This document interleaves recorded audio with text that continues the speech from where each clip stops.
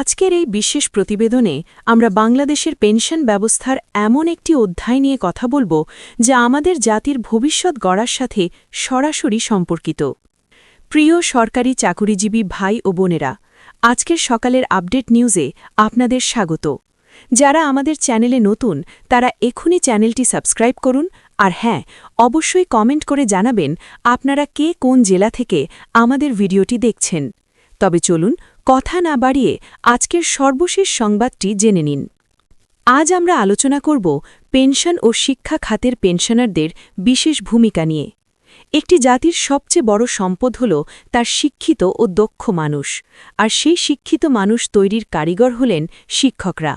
বাংলাদেশের প্রাথমিক বিদ্যালয় থেকে শুরু করে বিশ্ববিদ্যালয় পর্যন্ত যে লক্ষ লক্ষ শিক্ষার্থী প্রতিদিন জ্ঞানের আলোয় আলোকিত হচ্ছেন, তাদের পেছনে আছেন অসংখ্য নিবেদিত প্রাণ শিক্ষক। এই শিক্ষকদের একটি বড় অংশ এখন অবসরে। তারা হলেন শিক্ষা খাতের পেনশনার। এই মানুষগুলো শুধু তাদের কর্মজীবনেই দেশ গড়েননি, অবসরেও তারা সমাজে একটি বিশেষ ভূমিকা রাখতে পারেন। পেনশন সংস্কার কিভাবে শিক্ষা খাতের পেনশনারদের এই বিশেষ ভূমিকাকে সমর্থন করতে পারে এবং তাদের অবসর জীবনকে আরও অর্থবহ করতে পারে, সেটাই আজকের এই বিশেষ প্রতিবেদনের মূল বিষয়। তাই শুরু থেকে শেষ পর্যন্ত মনোযোগ দিয়ে দেখুন।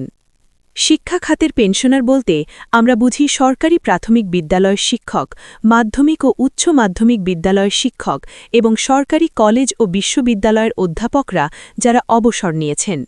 এই মানুষগুলো কর্মজীবনে শুধু পাঠ্যক্রম পড়াননি, তারা শিক্ষার্থীদের চরিত্র গঠন করেছেন, তাদের স্বপ্ন দেখতে শিখিয়েছেন, জীবনের মূল্যবোধ তৈরিতে সাহায্য করেছেন।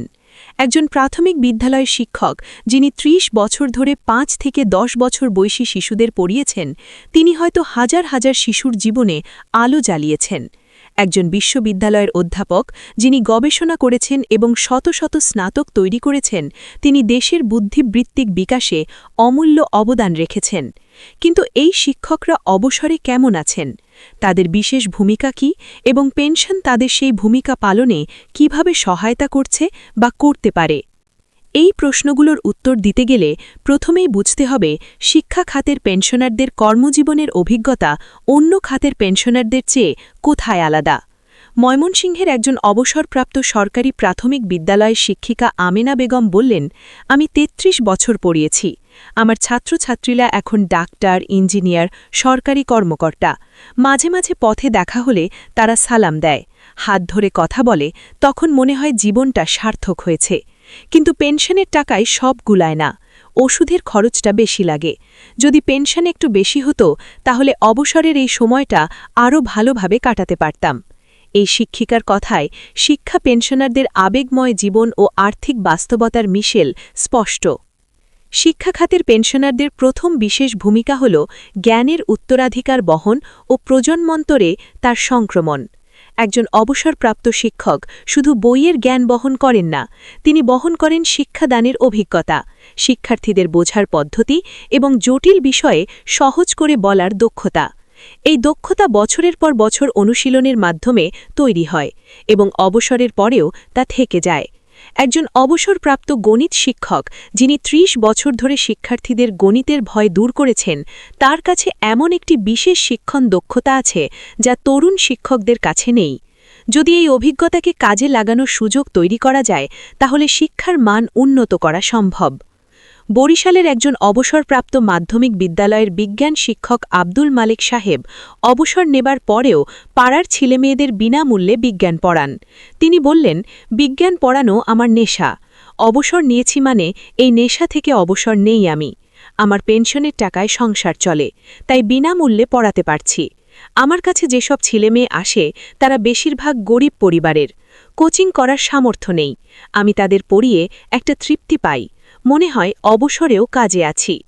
এই শিক্ষকের গল্পে পেনশনের আর্থিক নিরাপত্তা কিভাবে একটি সামাজিক শিক্ষামূলক উদ্যোগের ভিত্তি হয়ে উঠেছে সেটা স্পষ্ট। শিক্ষা খাতের পেনশনারদের দ্বিতীয় বিশেষ ভূমিকাটি হল স্থানীয় শিক্ষা পরিবেশ উন্নয়নে অবদান।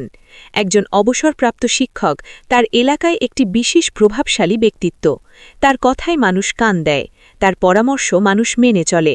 এই প্রভাবকে কাজে লাগিয়ে তিনি এলাকার স্কুল পরিচালনা কমিটিতে সক্রিয় ভূমিকা রাখতে পারেন, শিক্ষার মান উন্নয়নে পরামর্শ দিতে পারেন এবং ঝরে পড়া শিক্ষার্থীদের আবার স্কুলে ফেরানোর উদ্যোগ নিতে পারেন। গ্রামের বা মহল্লার একটি স্কুলে যখন একজন প্রবীণ ও অভিজ্ঞ শিক্ষক নিয়মিত যাতায়াত করেন এবং নিজের মূল্যবান পরামর্শ দেন, তখন সেই স্কুলের সার্বিক পরিবেশ বদলে যেতে বাধ্য। স্থানীয় অভিভাবকরাও একজন অবসরপ্রাপ্ত শিক্ষকের কথায় যতটা ভরসা পান, অন্য কারো কথায় ততটা পান না। বাল্যবিবাহ রোধ থেকে শুরু করে শিশুদের নৈতিক অবক্ষয় রোধে এই প্রবীণ শিক্ষকরা সমাজে এক অবিবাদিত অভিভাবকের ভূমিকা পালন করতে পারেন। কিন্তু এই সামাজিক দায়িত্ব পালনের জন্য তাদের যে মানসিক শান্তি এবং শারীরিক সুস্থতা প্রয়োজন, তার জন্য একটি সম্মানজনক এবং নিরবিচ্ছিন্ন আর্থিক নিরাপত্তা থাকা পূর্বশর্ত। শিক্ষা খাতের পেনশনারদের তৃতীয় বিশেষ ভূমিকাটি হল নতুন প্রজন্মের শিক্ষকদের জন্য একজন আদর্শ মেন্টর বা পথ প্রদর্শক হিসাবে কাজ করা। প্রতি বছর হাজার হাজার তরুণ শিক্ষক আমাদের শিক্ষা ব্যবস্থায় যুক্ত হচ্ছেন। তাদের হয়তো প্রাতিষ্ঠানিক ডিগ্রি আছে এবং আধুনিক প্রযুক্তির ব্যবহার তারা ভালো জানেন, কিন্তু শ্রেণীকক্ষ নিয়ন্ত্রণের বাস্তব অভিজ্ঞতা, শিক্ষার্থীদের মনস্তত্ত্ব বোঝার ক্ষমতা এবং জটিল পরিস্থিতি সামাল দেওয়ার যে দক্ষতা একজন প্রবীণ শিক্ষকের আছে, তা বই পড়ে বা ইন্টারনেট ঘেঁটে অর্জন করা সম্ভব নয়। একজন অবসরপ্রাপ্ত শিক্ষক খুব সহজেই এই তরুণ শিক্ষকদের প্রশিক্ষণ দিতে পারেন। তারা তাদের দীর্ঘ কর্মজীবনের সঞ্চিত অভিজ্ঞতা, সফলতার গল্প এবং ভুল থেকে নেওয়া শিক্ষাগুলো নতুনদের মাঝে ছড়িয়ে দিতে পারেন। সরকার যদি এমন একটি প্রাতিষ্ঠানিক কাঠামো তৈরি করে যেখানে অবসরপ্রাপ্ত শিক্ষকদের সম্মানজনক ভাতার বিনিময়ে তরুণ শিক্ষকদের গাইড হিসাবে নিয়োগ করা যায়, তাহলে সেটি আমাদের সমগ্র শিক্ষা ব্যবস্থার জন্য একটি যুগান্তকারী পদক্ষেপ হতে পারে। শুধু প্রাথমিক বা মাধ্যমিক পর্যায়েই নয়, উচ্চশিক্ষার ক্ষেত্রেও অবসরপ্রাপ্ত অধ্যাপকদের অবদান রাখার বিশাল সুযোগ রয়েছে। রাজশাহী বা ঢাকা বিশ্ববিদ্যালয়ের একজন অবসরপ্রাপ্ত অধ্যাপকের কথা ধরা যাক। তিনি তার জীবনের 40টি বছর কাটিয়েছেন কোনো বিশেষ গবেষণায়, কিন্তু অবসরের পর প্রাতিষ্ঠানিক সহায়তার অভাবে তার অনেক অসমাপ্ত গবেষণা থেমে যায়। পেনশনের টাকায় নিজের চিকিৎসা এবং পরিবারের খরচ মেটানোর পর গবেষণার জন্য আর কোনো অর্থ অবশিষ্ট থাকে না। যদি আমাদের পেনশন ব্যবস্থায় উচ্চতর গবেষক এবং অধ্যাপকদের জন্য বিশেষ কোনো গবেষণা ভাতার সংস্থান থাকত, তাহলে দেশের বিজ্ঞান ও প্রযুক্তির উন্নয়ন আরও ত্বরান্বিত হতো।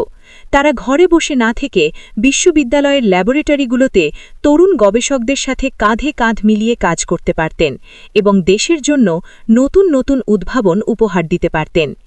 এবার আসা যাক তাদের বর্তমান অর্থনৈতিক বাস্তবতার দিকে। বয়স বাড়ার সাথে সাথে মানুষের চিকিৎসা ব্যয় জ্যামিতিক হারে বাড়তে থাকে।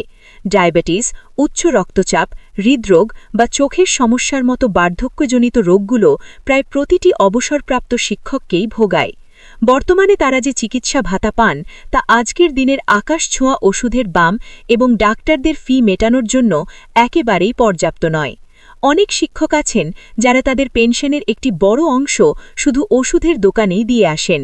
এই আর্থিক টানাপড়নে তাদের মানসিক শান্তির চরম ব্যাঘাত ঘটায়।